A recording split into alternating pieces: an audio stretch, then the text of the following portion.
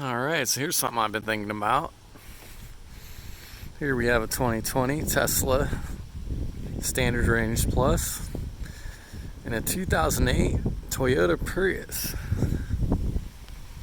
So what can the past tell us about the future?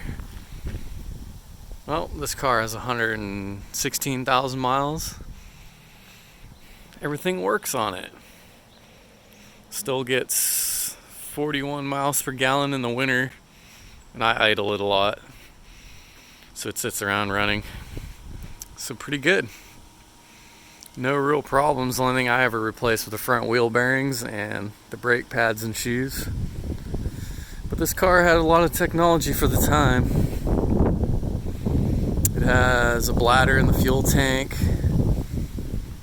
Not quite sure what that does, but maybe the shape is weird and it keeps the fuel flowing to the pump. But it's got a nickel metal hydride hybrid battery, 2 electric motors, one's a generator and one's a driver with a sun gear, so there's no real transmission, it's mainly just a gear set.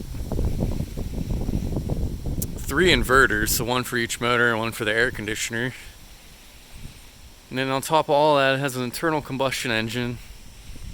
It actually has variable compression because it can actually leave the intake open longer to shorten up the stroke of the piston.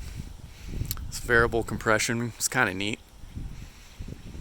And then the brake system's pretty complicated too because it transitions from regen to a mechanical brake down below 5 miles per hour, say. So the brake system has a bunch of solenoids and a hydraulic accumulator and all kinds of fun things you really don't want to mess with. But it's an old car, it's holding up pretty good. You can see the wheels are getting a little pitted, the aluminum. There's some rust here and there, just from things rubbing where they shouldn't. Mainly over here, this bumper, it's been rubbing.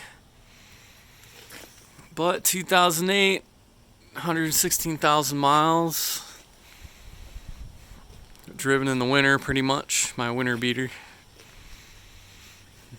And 2020, got this on March 3rd. It's now 2021, almost March. So we'll see how well it holds up. So far so good. I'll come back with a few more videos about full self-driving and whatnot, what I think after a year. But there it is. Toyota Prius versus the Tesla Model 3. See you later.